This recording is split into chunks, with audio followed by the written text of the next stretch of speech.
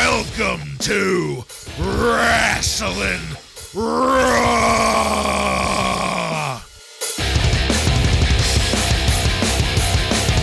All right, you're listening to Wrasslin Raw, the podcast that takes you back to when Raw became war and Attitude ruled. Thank you for joining us. You're here with Ryan Arico. And that cameraman is not moving. Joe Giammatteo. If you drove to elementary school, you might be a Godwin. And I must be Jason Bartlett. I must be Jason Bartlett. That's gotta be. And we're going to examine WWE history. One episode of Raw is War at a time. But first, on a somber note, as we've talked about the past couple of weeks, it was the day of this pay-per-view where wrestler Brian Pillman was found passed away in his hotel room. They do make brief mention of it during the show. I guess they also mentioned it during the free-for-all, which we don't see, but just to get it out of the way up the top here, Joe has some stuff on Brian Pillman here for us. So normally for our pay-per-view format, we give our star ratings, and then I give Dave Meltzer's star rating and his comments on each of these matches. But Dave Meltzer was very good friends with Brian Pillman and pretty shook up, obviously, from the news on this day. So he did not give star ratings to these matches. To quote Dave, he said, "I really can't give a fair assessment of the show. It appeared that none of the matches were any good except for the main event, which was a strong candidate for match of the year. I'd give the show a thumbs in the middle, but it's hard to really give you any feelings on the show." So we're not going to follow our normal format. I guess we will give our star ratings, our personal ratings, but unfortunately I won't have any information on each match from Dave Meltzer. And speaking of star ratings, if you have a little extra time, go out there and hit the star ratings for us on Apple Podcast. Absolutely. Apple one really helps out the most. So even if you guys don't use Apple, maybe make an account and pump up those numbers, whatever it takes. The pump. We need it. Yeah, don't buy any Apple products. Just create fake accounts and give us inflated numbers, please. Exactly. All right. Thank you for that. And Joe, thank you for that heads up on the Observer ratings. I had no idea that Pillman was such a, what would you call that, a dirt sheet fan. Yeah, I didn't know either. For anyone who is subscribed to the Observer, definitely go in the archives and read this week's Observer, because Dave Meltzer does write a very, very good article about Brian Pillman, his career and his personal life, and it was a good read for sure. All right. Thank you, Joseph. So, in this episode of Wrasslin Raw, we're going to be talking about In Your House 18, Bad Blood. Bad Blood aired on October 5th, 1997, and was recorded at the Kiel Center in St. Louis, Missouri, and features Vince McMahon, Jim Ross, and Jerry the King Lawler on commentary. Are you guys ready? I am ready. I am ready. And did you guys recognize the music that was used for this show? I did not. Yeah, I don't think I was even listening for it. So we talked about the Patriots music will be used for Kurt Angle later. Well, this music was Steve Blackman's music. Oh. So they must have used it here and then used it for Steve Blackman later. Huh. Got to save that money. Yeah. Use that shit. Yeah. What do you do with a guy that has recycled entrance music? You give him a cheese head. All right. Let's get into it. The intro to this pay-per-view had a great video package on the master antagonist, Shawn Michaels, and the lead up to the Hell in a Cell match tonight against The Undertaker, and things moved forward pretty quickly from there. Vince does make mention of the death of Brian Pillman, only briefly, and that's as entrances are happening, but, we are not fucking around because we went straight into our first match of the night. The Nation of Domination, Rocky Maivia, Kama Mustafa, and D'Lo Brown defeats the Legion of Doom, Hawk and Animal, by pinfall in 12 minutes and 16 seconds in a handicap match. And I guess Shamrock being hurt is what made this a handicap match. That time where he bit his lip, well, he's coughing up blood from that now. He's got a lacerated spleen. God only knows what down there. Said he re-injured it during some other match. Unbelievable. What else was unbelievable is that there was a Warrior comeback sign right in front of the hard camera. No. What kind of asshole goes to a pay-per-view after 1996? Honestly. Just stop it. I loved Hawk starting this off with a promo saying, Shamrock is spitting up blood. Well, that's real cute. And it was good to see D'Lo starting this off. We don't get enough of D'Lo in the ring, and he consistently looks great. He looked great here throughout this entire match. Something I didn't like, though, was the amount of chicken shit stalling at the outside that Rocky was doing. You know, it wasn't as bad as, say, I don't know, having a midget in a match, maybe, but it definitely took the energy levels down too far for me because, you know, I was really enjoying this match, and by him kind of, you know, throwing cold water on it like that, it dialed me back a little bit. The interference looked good in this. I loved when Rocky came in to save Kama against Animal. Rocky planted Animal with a beautifully timed DDT. I had to laugh at Vince calling D'Lo Brown the Lennox Lewis of the WWF.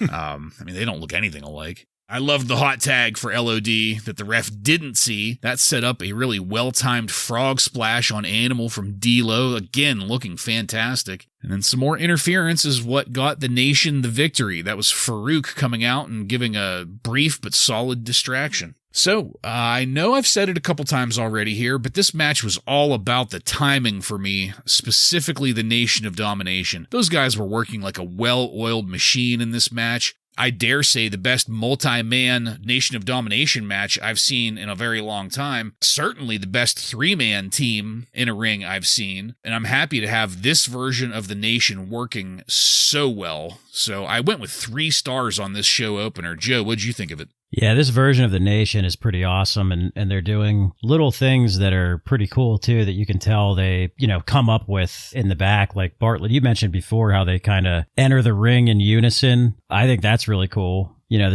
that's just one of the things they do, I think, that's really solidifying this version of the Nation. Rocky is building some really good heat here. I think that you can sort of already sense the fact that there's like maybe going to be co-leaders in the Nation here because Rocky's his stock is rising, I think, as just somebody that the fans absolutely hate. So I think, you know, the chicken shit stuff that he was doing didn't bother me as much because I think that he's just building that good heat, die Rocky die type heat. So it's pretty good stuff. I don't know about you guys, but I thought for sure that the Ken Shamrock thing was a work and that he would show up here. That was eventually. Exactly what I thought too. But I guess maybe he is actually injured. I'm not sure. So we didn't get that. I mean, even though this was kind of predictable because it's a handicap match, the match itself wasn't all that exciting, but I think that the psychology was great, and I think it did good things for Rocky and the Nation as a heel faction, so I went with 3 stars as well. For the most part, we're going to be in agreement here. I thought it was great to see D'Lo Brown in the ring again. You know, it feels like it's been months since the last time we saw him in action, and he looked very solid. Hoping to see him a little bit more. And The Rock, I thought he looked pretty good. Even the chicken shit heel stuff, it didn't bother me at all because it got the crowd riled up. One thing I was a little bit disappointed, though, is a few weeks ago, I said we were done with it, but JR started with the 3rd generation blue chipper talk about Rock, and my eyes were rolling in the back of my head again, just saying, please stop it. Nobody cares. Just let him be a heel and move on with things. Another thing to point out with The Rock is I'm pretty sure, I didn't notice it in his other match, this is the first time that he has the Brahma Bull tattoo. Oh. So I think that's fairly new. That's a good observation. Yeah. And I did look it up as to when he got it, and apparently he got it in 97 through 98. Must have got like more touch-up work, so that sounds about right time-wise, too. The match, I thought was just kind of solid, especially for a 3-on-2. The handicap portion of the match did make the LOD. It was predictable they were going to lose, but it made them look strong. You know, they needed 3 members of this team to take out LOD. The Rock got his rock bottom. I don't think they named it that yet. It's a devastating maneuver. Yeah, it's just a devastating maneuver right now. But Rocky comes away with the pin victory here. So that's him moving up the card a little bit, I think. And altogether, a solid match and solid storytelling. So I also went with a 3-star on this one. All right. Excellent. You can only go up from here then, right? I mean, you start off with this. The next one's got to be a banger. Right. Yeah. Well, first we got to go backstage with Doc Hendricks and Sonny. Sonny was looking a little tired in this, definitely a little more subdued than usual, but they were getting the call-in line ready. Not too tired to bang Doc Hendricks in that Hell in a Cell, though. No. Yeah, she certainly propositioned him. Yeah. Yeah. This is when they gave us kind of a more focused statement about Brian Pillman, because this spot, the next match coming up, is the spot in the card where Pillman would have been facing off against Dude Love. And Vince McMahon, he appeared pretty upset as he was talking about that, and he used that to more or less segue into our next match. Max Mini and Nova defeats Tarantula and Mosaic by pinfall in 6 minutes and 44 seconds. This started as a dud for me, and within about the first 30 seconds of the match, because I was trying to give it a fair shake, all it took was less than 30 seconds for me to decide that I wasn't going to finish watching it, so it stayed at a dud. That's going to be the automatic response for the midget shit moving forward. Ryan, what'd you have on this? What a absolutely piss poor bottom barrel consolation for this match that was supposed to be Brian Pillman versus Dude Love. I mean, honestly, couldn't they have come up with someone? Surely that Tiger Ali Singh is in the back. In his Anyone, right? I mean, you have a locker room full of superstars back there, and you resort to mini-match bullshit? Why not give Mick Foley as any character versus Triple H? I'd watch that again, right? In a heartbeat. Yeah. It probably would have been one of the highest rated matches of the night, but instead we get mini match bullshit. And it wasn't even serviceable this time. The ending, you said you turned it off. Thank God. The ending, there was this just terribly botched finish. And I don't know if it was Mosaic or Tarantula with Max Mini, but Max Mini kind of jumped on him, and then they just fumbled around a little bit, and then Tarantula threw himself to the ground and Max Mini pinned him. It was just fucking god-awful. Jesus fucking Christ. I don't know what else to say. Just a big old fat dud. I mean, that's a no-brainer, but what the fuck was anyone thinking there? Yeah, I guess I'll go with the official dud rating here. I would give it negative 1,000 stars. Yeah. If we did that. Minnie's matches on the big stage is just not for me, pal. Looks like they do absolutely no damage on each other, by the way. Right. Like when they're actually fighting. It's high school gymnasium matches is where this shit belongs. Yes, maybe at a local high school gym or a VFW or something. Yeah. It might be more entertaining. Marty Jannetty. Marty Jannetty. Oh my gosh. But not on the big stage, not at WWE, not at WCW, not on a pay-per-view. Yeah, dud. Yeah, and good call, Ryan, about, anybody other than this. Why was this the go-to? All right. Well, let's get the hell away from that. Next up, we had an advertisement for the Smoking Skull 316 shirts. $25. Even though the voiceover only said 20. Yeah, I was going to say.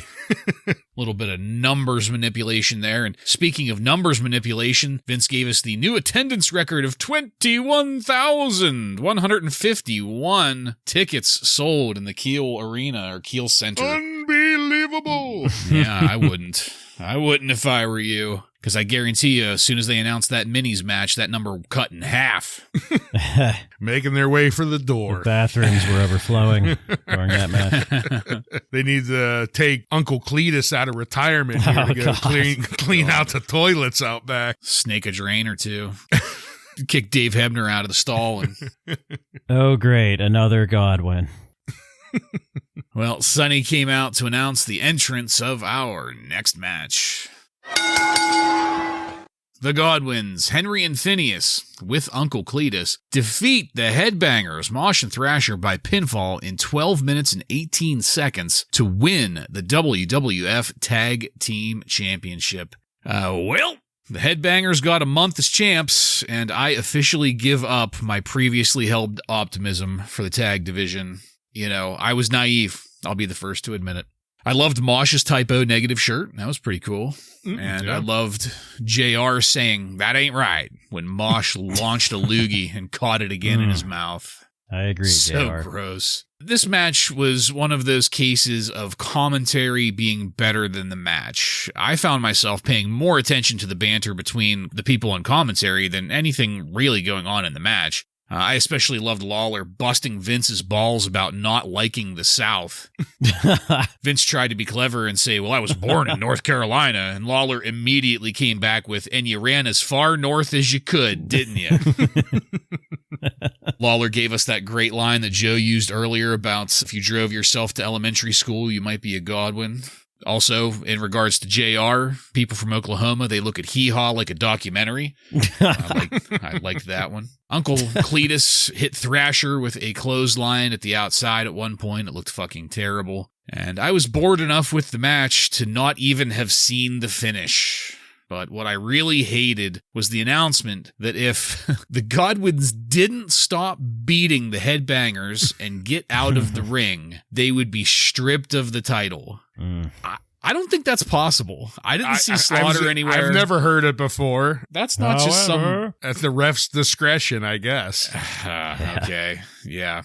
So, I mean, that sucked. I didn't like it. But I ended up going with 1 star on this match because, as I said, commentary was entertaining even if the match was kind of throwaway. And I hate to say that about a championship match, for Christ's sakes. But I think the only way that I would have been less interested in this is if it had midgets in it. Joe, what'd you have on it? Very, very good points, Mr. Bartlett. I agree with everything you said. What an incredibly boring match. The titles changed hands, but no one cares. It's such a weak-ass match. If there's any kind of feud here building, I certainly don't care about it. But, you know, similar to you, I enjoyed the commentary. There's nothing that took it into dud status for me, so I also gave it 1 star.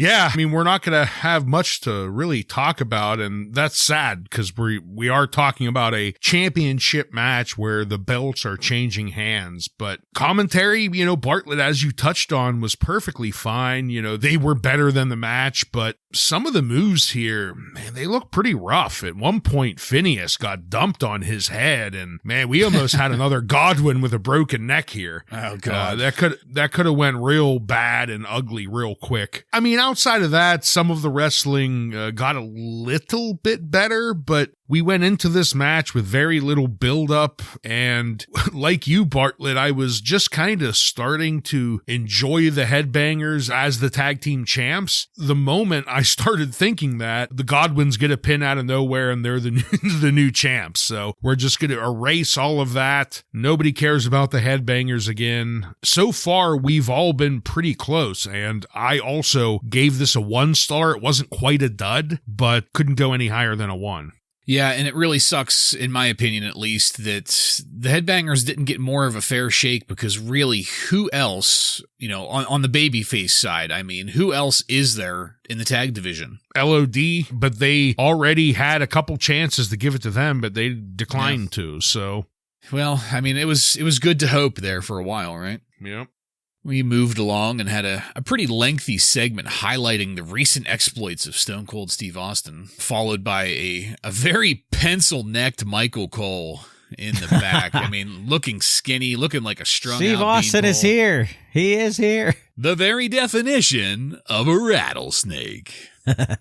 Michael Cole got interrupted by Owen Hart showing up to cut a promo. JR was in the ring after that to introduce the legends being highlighted in a legends ceremony. These were the local legends of St. Louis, and those legends were in no particular order: Harley Race, Jack Briscoe, Dory Funk Jr., Terry Funk, Gene Kiniski, Lou Thez, and promoter Sam Mushnick. That was a very nice ceremony, I thought, and it was followed by Doc Hendricks interviewing Farouk with the Nation of Domination about Farouk's upcoming Intercontinental title shot. And when we came back to commentary after that, Vince came really close to insinuating that Pillman's death was a drug overdose. He explicitly said, recreational or prescription unknown. And it pissed me off pretty badly that he'd throw that out there. You know, if you don't know for a fact, shut the fuck up. Yeah, really bad taste if you don't know to say this shit. Yeah. Especially because we learned that isn't what he died from, right? It was a undiagnosed heart condition. It's not the only tasteless thing Vince will do related to Brian Pillman's death. Oh, God. All right. Well, let's move on to our next match. Owen Hart defeats Farouk by pinfall in 5 minutes and 51 seconds to win the vacant WWF Intercontinental Title Championship. And this is the culmination of that IC title tournament we've had over the past few weeks. I liked making Stone Cold Steve Austin show up to hand over the IC title. That was a nice touch, a good way to get a pop from the crowd and make Austin be seen there. And I also loved Austin grabbing the headset off of Vince to talk trash about both Farouk and Owen. That was pretty good. And, you know, this match, this is one that I was looking forward to. Farouk, Owen Hart. How can you really go wrong? Unfortunately, what I didn't anticipate was that between commentary and split screen, we spent a lot of time focusing on Austin rather than the match. And, you know, to be sure, Austin was very entertaining. That's not exactly a bitch about that. It's just that how am I supposed to get the maximum amount of enjoyment out of this match whenever I'm only catching at most half of it? At one point, JR even says that Austin is stealing attention from the match. Vince gets all indignant and agrees, but then Vince talks about Austin at length for minutes afterwards. You know, the arrival of Jim the Anvil Neidhart. Not good.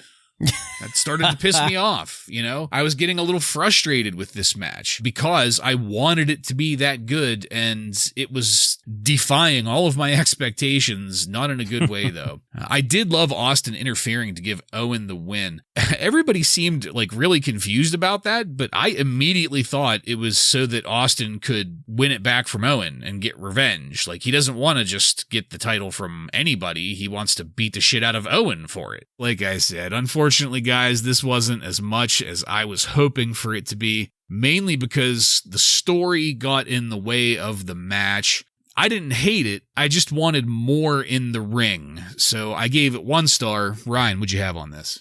It started and we hear Stone Cold's music and he comes down with a belt, and I remembered, he has to give the belt up. So good excuse to get him out. And at the start here, great work when he takes the headset off Vince. I was hoping he was going to just stay on commentary. Unfortunately, he gives the headset back to Vince and we get him back on commentary. But soon as the match started, I thought we were in for a good match. Farouk does a strong body check on Owen and he does like a full flip. It looked absolutely fantastic. But then Austin's presence at ringside, and I guess this is for better or for worse depending on who you are, but it started to become a constant distraction. And I understand he's entertaining and the crowd maybe loved it, but he's distracting from 2 great competitors who are competing for the IC belt here. And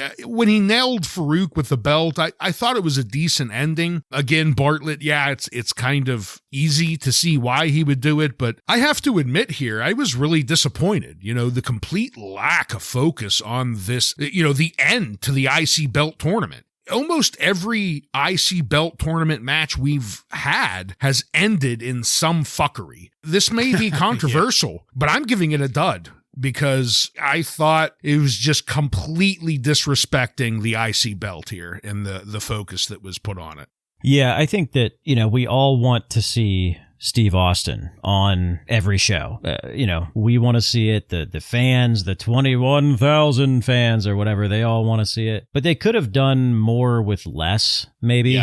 with Steve on this show. I think there was just, it was too much. It was too distracting, pulling away from the match. I get why you're doing it, because, you want that, you're building that story with Austin and Owen for when Austin comes back. But, again, just do more with less. Just have him come out and interfere, or have him dress up as a cop again, or whatever, like something that's not taking away all of the focus from the match. Because again, like you guys said, you have two great competitors here. Normally I would hate this finish for a guy like Farouk, but I also remembered that this was originally supposed to be Ahmed Johnson. So I don't think it really hurts Farouk, fortunately. So that's good, I guess. But yeah, another uninspiring title change, or title win, I guess, since it's a tournament. So I gave it 1 star as well. Yeah, I mean, Austin was perfectly entertaining in his own right, but he ended up on the Spanish commentary table. He ended up on the French commentary table. He was just all over the place, and the camera, more power to them, because that's what they're supposed to do, is keep tracking him. But I don't know. It almost seems like I would prefer him to have just kind of sat there and maybe made snarky comments on commentary, like, not butt in too much, instead of being this gadfly on the side of the ring the entire time. Yeah, I mean, it wasn't like I didn't find what Stone Cold was doing unentertaining. It was just, Here we have an IC belt with two great guys, and we didn't pay attention to it at all. And that was my main problem. Yeah, you can almost hear Vince or what the fuck is his name? Cornette calls him Bucky Beaver. Oh my god, the director, Kevin Dunn. That's it. Like, you can almost hear one of those two saying, "The people love Austin. Keep the camera on Austin." Yeah, fuck the match. Keep the camera on Austin. Keep it on him. Damn it. It's what they want. Almost as much as the bulge and the minis. All right, moving along. Good news, everyone. They added stipulations to that fucking flag match. No way. You mean Vader can't climb a pole? Now, you don't need to get the flag. You can also win by pinfall or submission. So, in other words, a normal fucking match now. In other words, get rid of the flags. Bartlett, quick, name your favorite capture the flag match. Sure as hell wasn't this one, and I can't think of any other ones, but I know that we had that one a couple weeks ago, but I'd like to pretend it didn't happen. We can't deal with that now, though, because we need to get to what I'm sure will be a match of the year candidate, our next match. The Disciples of Apocalypse. Crush, Chains, 8-Ball, and Skull defeat Los Boricuas, that's Savio Vega, Jesus Castillo, Miguel Perez, and Jose Estrada by pinfall in 8 minutes and 4 seconds. Sound like JR rattling off all their names there. Sasquatch Perez. Tell us where they all played football, college football. Yeah. They all played American Little League at the age of 19, is what it really was. So, obviously, we started this with a dud, because Crush, because gang warfare, because of a lot of things. So, I mean, take your pick as to why this might have started as a dud. They'll all be valid. And I have to be honest, I didn't really pay attention to this. You've got DOA on one side, which is obviously objectionable to the senses. And then on the other side, you've got Los Boricuas. So now they're wearing wife beaters and fucking Jinko jeans. And that's still better than the Grand Theft Auto outfits. Yeah. But it's also kind of lame because it was uniform. And I mean that in, I guess, the most literal way. They were all dressed the same in the ring. So they might, I don't know, whatever. Don't want to confuse the audience. Yeah. The hairy one, that's Miguel. We know that. And then the match was over. It stayed a dud for me. Joe, I bet you were coming day and night for this. What'd you think of it? No. Well, I honestly don't have any notes on this because I gave it a dud before it even started. I do not give a shit about these groups. The DOA guys are big, but they suck as wrestlers. And these fake gangs look exactly that, fake. So it's a dud. Yeah. Probably the best part of the match was learning at the beginning here when the disciples of the Honey Dipper come down that they've had their bikes taken away. So they did not come out in their bikes. They are plummeting down the card, clearly. So that was good to see. The Nazi fuck brothers, they started off things in the ring absolutely horrendous. This match was every bit as bad as we would have feared. You know what I mean? Crush comes in, sucks the fucking life out of me a little bit more. And at this point, commentary starts talking about Stone Cold and his relationship with Brian Pillman, but then they didn't want to break kayfabe, it seemed. So they talked about their strained relationship as of late. And I thought that was a bit odd that here you have a guy die and yet you're still kind of tiptoeing around kayfabe to make it work here. That was Remember, a little bit. Brian shot him a couple months ago. That was in bad taste. The only thing I really have to say after this terrible match was something we've said on a few other occasions, and I just feel so bad for Savio Vega. He deserves so much better than this. The dipshits come away with a victory. Who the fuck cares? I think this is a no-brainer. Crush was involved. It was a dud. Yep. Less said about it, the better. Let's move it along to backstage with Michael Cole. He was there with Bret Hart and the British Bulldog this time. Bret was there to cut a promo for their upcoming match that I had forgotten about it before. And then they reminded us with the change of stipulations. And then in between that and this, I had completely forgotten about it again.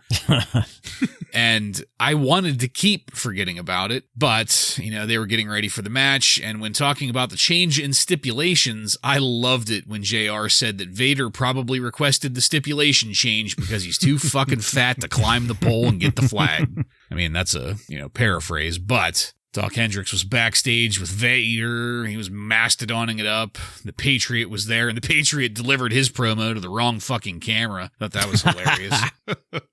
And that took us into our next match.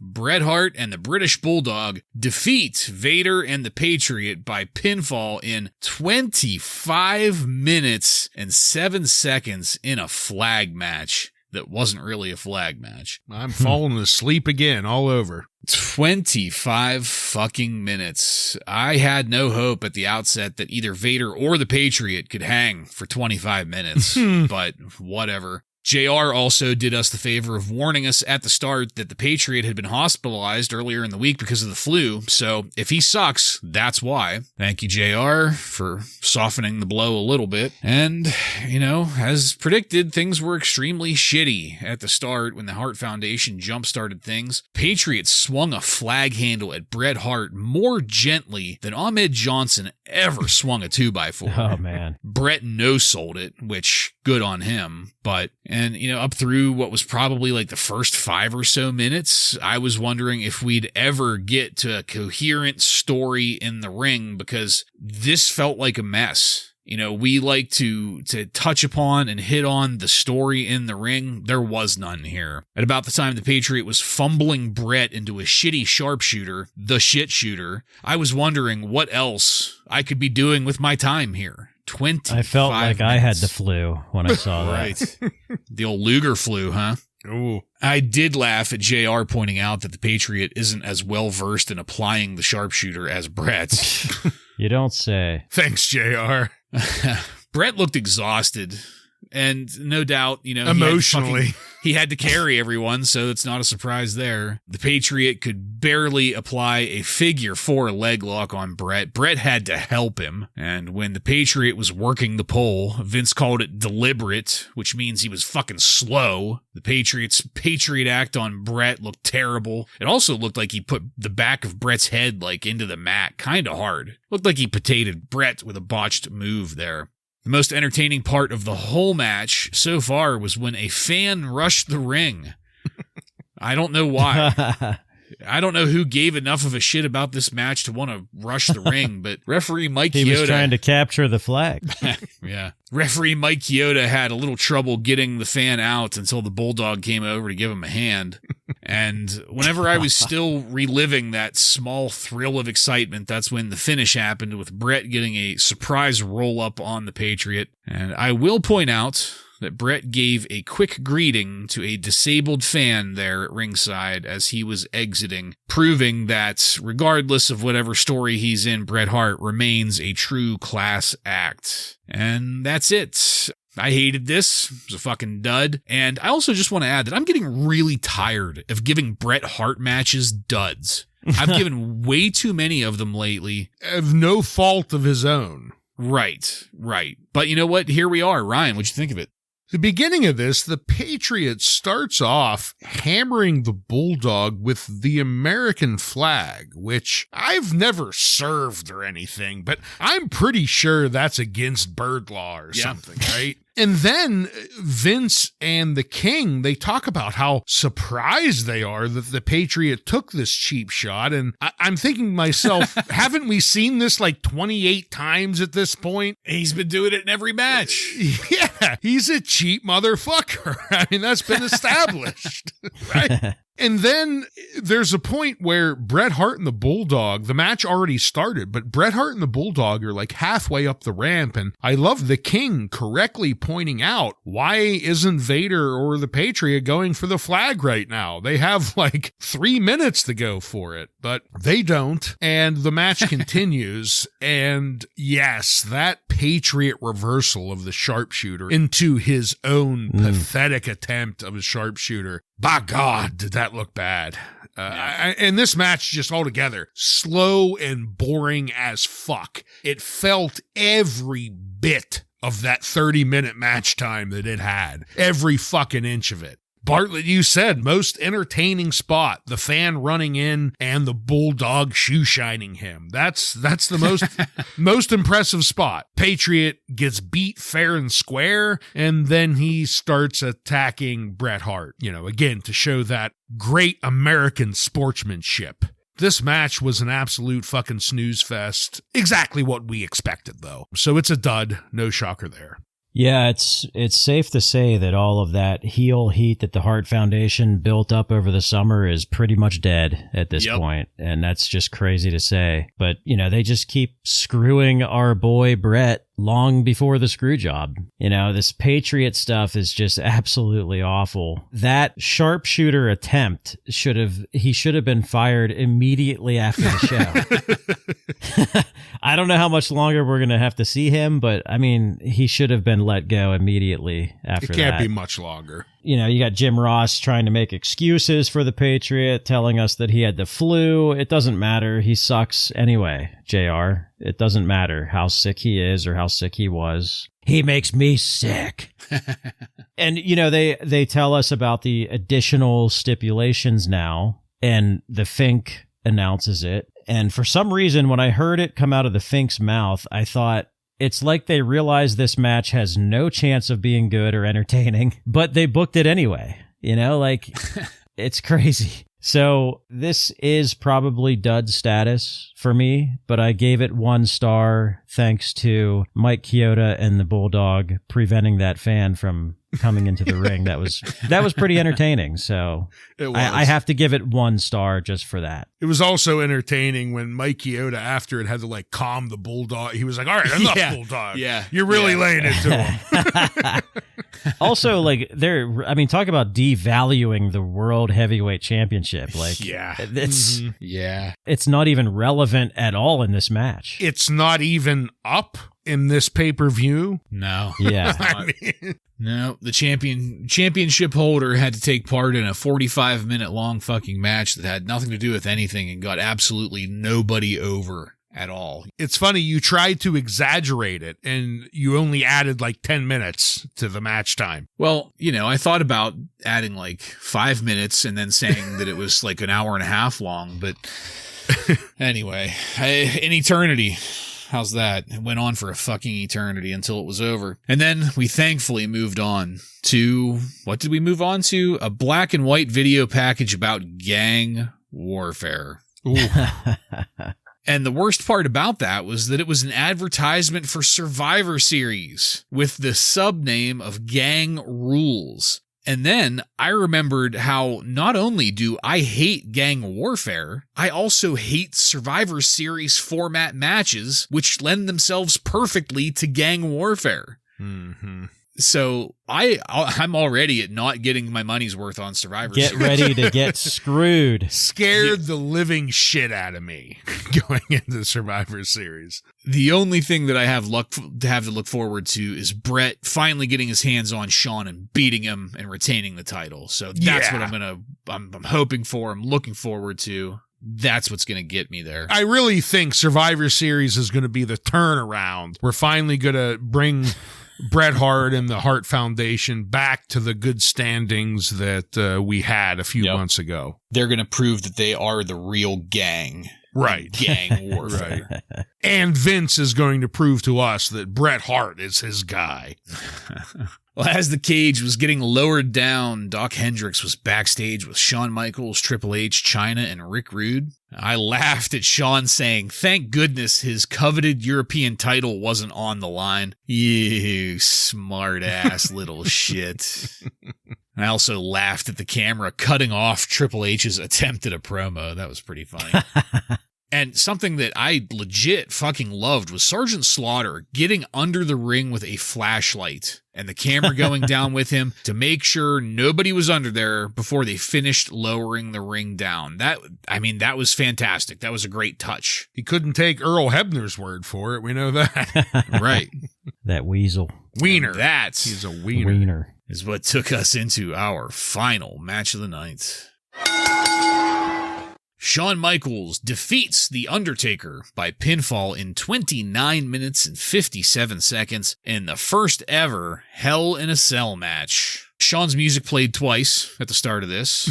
Keep that in mind for later. The great thing about The Undertaker's music is that, it very well may have played twice, but I don't think I could tell if it did. His music kind of flows through from, track to track. It's a very loopable music track. Not nearly as offensive as, That's Vince McMahon recording that section. Yeah, right. Yeah. Just raise the treble on it, pal. Play it again. After things got going, I loved The Undertaker just relentlessly mowing down Shawn Michaels with clotheslines. That looked great every time. And it continued throughout the match, by the way, all half hour of it. Anytime Taker hit Michaels with a clothesline, it looked savage. Going into this, much like some of the more recent pay-per-views, I gotta be honest, guys, I was really fatigued. Especially after that fucking train wreck with Vader and the Patriot that led into this, coming into it with an uphill battle. So I resolved to not let that affect my judgment, and I settled in to just sit back and watch, and that's what I did. Didn't take many notes for a good chunk of the middle portion of this because I wanted to just enjoy the ride. At about the time that Shawn Michaels spit a loogie in the face of a fan there at ringside, I was thoroughly enjoying the match. And I was pretty concerned, though, with Shawn's inability to get Taker up the whole way into a pile driver at the outside. He ends up setting it up on the metal steps, and he does pull it off, but that was a little shaky, especially after what just happened with Owen and Austin. I guess kudos to them for having the balls to do that, but I'm not sure if I could have.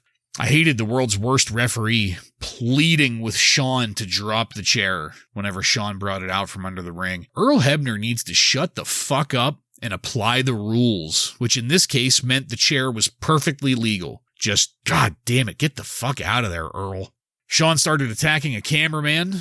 See, that's where I thought Tiger Ali Singh was. I thought he maybe tried to pick up some extra hours as a cameraman, because once he was down, you could see he had dark hair and a goatee and dark complected. I was like, oh shit, it's Tiger. Good for him. He's hitting the pay window tonight, That at least get him on the other side of the crowd barrier for a pay-per-view.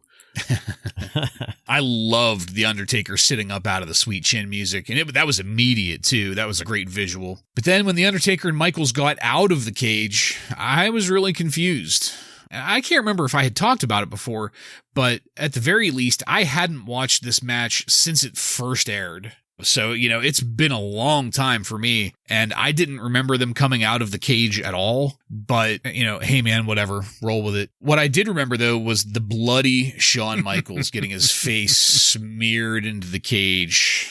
Great visual there. Taker and Michaels ended up climbing the cage. Once they were up there, we got this awesome camera bottom-up view of Michaels' head getting just ground into that chain link. That was great shit, pal. Shawn falling through the Spanish announce table was great, and JR used the same broken in half line that he ends up using for Mankind. And it kind of got me thinking, I was really pretty surprised at how many similarities there are between this match and then the more famous match with Mankind and The Undertaker next year. Top of the cage, going through the Spanish announce table, my God, he's broken in half, more violence on top of that. There's a lot of parallels that can be drawn between the two. You can definitely see why Mick Foley went into his match in 1998 saying, we've got to just amp it straight the fuck up this time. What else could we do other than take it to 11? But, to that point, JR and the King were on the top of their game here, as they had been throughout most of the night when Vince wasn't butting in on their banter.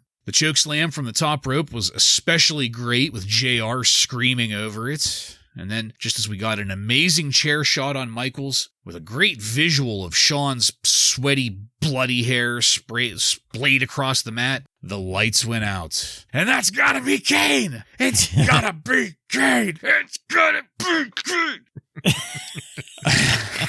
I loved Kane ripping off the obviously worked door. It doesn't matter.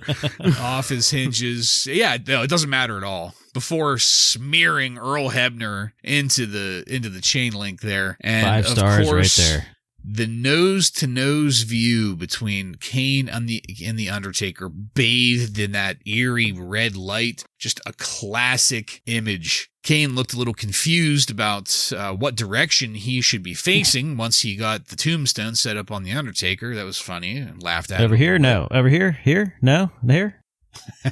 And after he does that, he hits the tombstone. Shawn gets the drawn-out dramatic pin, which was a nice touch, I thought. And then Triple H and Chyna helping Michaels out of the ring, up the entryway. Another amazing visual to cap this off. And after he won, Shawn's music played twice before we finally faded to black. So, I'm going to start out by saying that I ended up with 4 stars on this, and it was mostly because of the imagery we got out of it. I'm much more excited about Kane and The Undertaker than I ever was about Shawn and The Undertaker, and that's not to detract from them as a feud or as a pairing. They have some great shit between them, and while this was also a great match to watch, this was more of a means to an end for me. If I'm being truly objective, the debut of Kane kinda doesn't hold up that well. But I don't really care, because this was a huge, huge nostalgia pop for me. So, 4 stars. Joe, what'd you think of this match?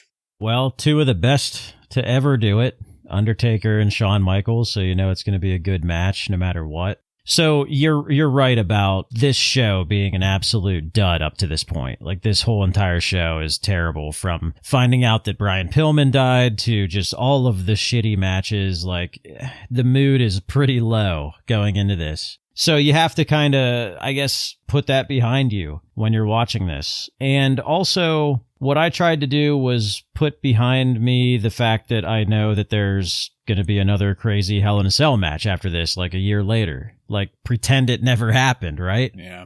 Going into this. And I really enjoyed seeing, particularly Shawn Michaels, selling the structure and the environment that he was in.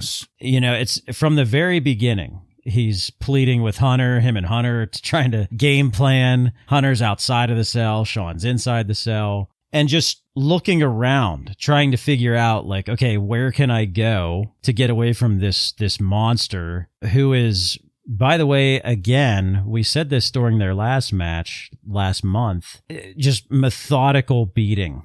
Just taking their time. There was no rushing anything.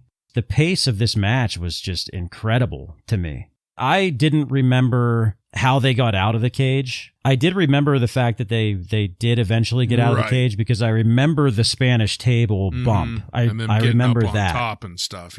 Yeah. And I thought the use of the cameraman was great. I thought that was very clever. That's probably something, they were probably talking about it before, like, okay, we need to take full advantage of this structure. Like, Sean's going to fall off the side into the table. They're going to go up to the top, which, even though I was forgetting about the 1998 match, how in the fuck is the construction of this cage better and more solid than the one they had in 98? Like, I didn't see any cheap, shitty zip ties on this one. Like, it looked pretty solid. It was kind of bending when they were at the top, but not anything like it would later. But yeah, I thought this, and you have to get color. Someone has to get color when you have a Hell in a Cell match. And it was just a beautiful sight to see Sean's face bloody and just grinding into that cage. Really, really great match. And even after the stuff with Kane, again, that storytelling of Hunter and China had to like prop him up and carry him out of there, like Weekend at Bernie's style. Yep. And he was basically I loved that. Yeah, I loved that too. And with the Kane debut, we talked about how they haven't really mentioned anything about Kane the past month, and that's great. Vince McMahon completely ruins it for the most part, but it's still a great sight to see Kane and Undertaker, face to face like that. And by the way, this is the last pay-per-view that Vince is on commentary. So, standing ovation for that alone. One. What a way to go out, right? That's gotta be Kane. And the problem is, he said it at the beginning, like while Kane was walking out, and then he kept saying it as Kane was in the ring. Like, just stop. And then as he walked up the ramp, that's gotta be Kane. Yes. You've said it enough, The match, the Kane debut, everything for me is 5 stars. I loved it. I would happily watch it again several times and be just as entertained. Yeah, Joe, you kind of touched on it.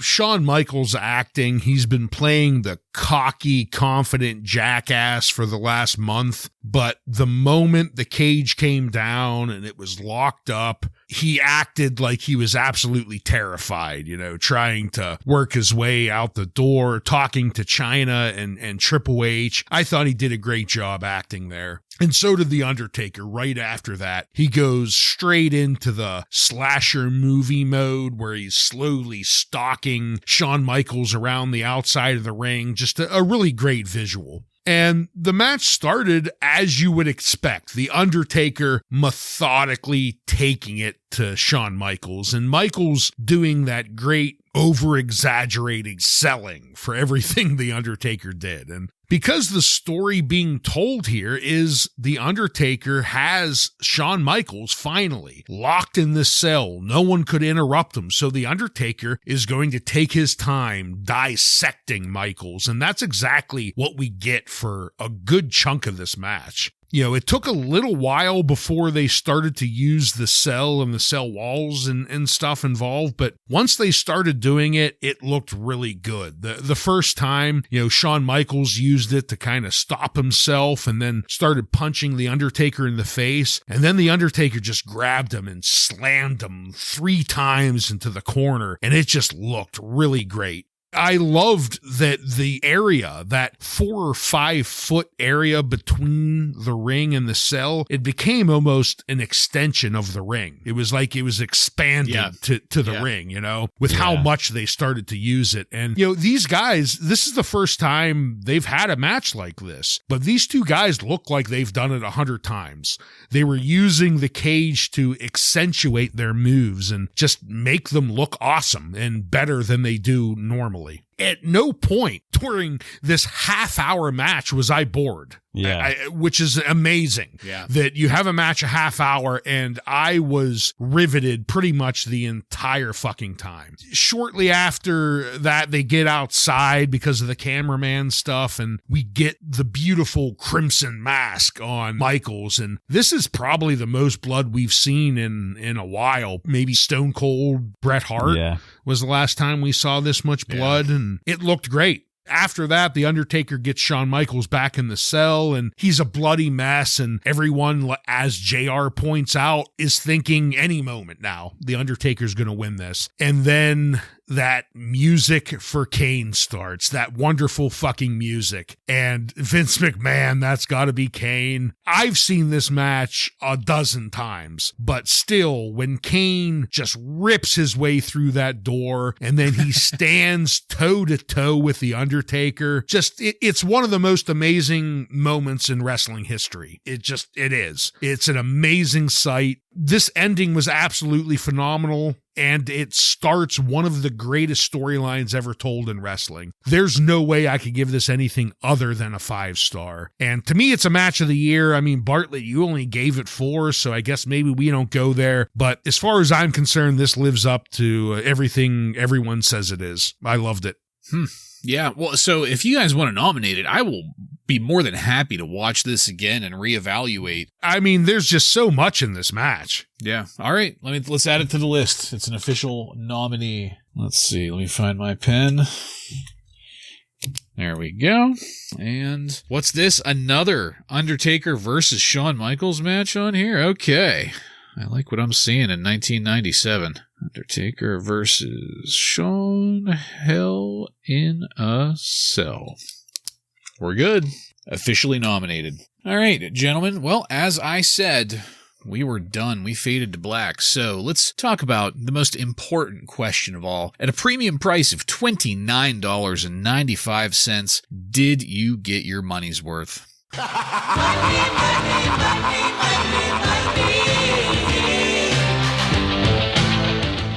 Brian, why don't you take that first?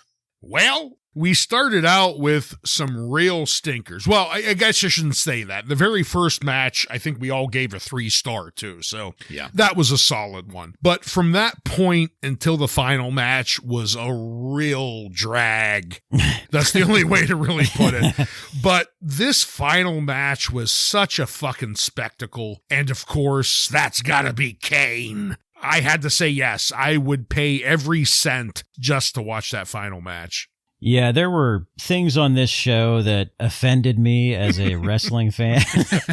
And as a human. And also, yeah, as a human being. Like some of Vince McMahon's sleazy comments about Brian Pillman really bothered me. And obviously the terrible matches that have absolutely no story behind them whatsoever. But this last match, this Hell in a Cell match, I try to think of it as, okay, it's 1997. I don't know if I'm going to have a chance to ever see this again at that time. I can't predict that everything is going to be on fucking Peacock at my fingertips. So I will say yes. And Shawn Michaels might quit again. You never know. Yeah. I will say yes, I got my money's worth. Because of the match and because of the finish with Kane. Well, gentlemen, I ended up saying no. As much as I did like the main event, that flag match, like right before it, it kind of canceled. They canceled each other out. If the flag match was shorter, I probably wouldn't be able to say that. But because of just how disgustingly long it was, like I'm pretty sure it was the entire 3 hours, that flag match. It was almost as long as this final match. Yeah. They canceled each other out. So that left me with the rest of the card. And there just wasn't enough there to justify that premium price. So that's a big NO for me, brother. Cheap ass. Well, you would never hear the call in your life. That's got to be Kane. Nope. You'd go, well, why is this a famous line? That's what does that's got to be Kane even mean? Yeah. What are you guys talking about? Well, thankfully I had a friend with a cheater box, so I wouldn't have had to pay for it anyway. Joseph, what kind of numbers do you have for us from the Observer readers? Well, this was a very much in the middle review from the Observer readers. 52.2% thumbs up, only 16% thumbs down, and the rest in the middle, which is around 30-some% there. The best match was voted as Shawn Michaels versus The Undertaker. And the worst match, there's quite a few to choose from, but the readers went with the Bariquas versus DOA as the worst match. Fine choice. And that is all. Like I said, with Dave not commenting much, that's all we have for this show. Well, thank you for that, Joseph, illuminating as always. And that is it, folks. We are done with this one. I want to thank you again for joining us. If you like what we're doing here and want to connect with us, you can email us at WRASSLINRAW, just at gmail.com to the end of that to submit questions or comments. Check us out on social media and on every podcast subscription platform. While you're there, don't forget to follow and subscribe to get every episode of Wrasslin Raw coming to you every week. Give us a 5-star review and tell all of your friends to tune in to the most flamboyant Monday Night Raw review podcast on the airwaves. Next week on Wrasslin Raw, we're going to take a look at the Raw that aired on October 6th, 1997, with matches featuring the Truth Commission, Mark Marrow, and many more. So, for Joe and Ryan, I'm Jason, and this has been Wrasslin Raw. It's been Wrasslin Raw.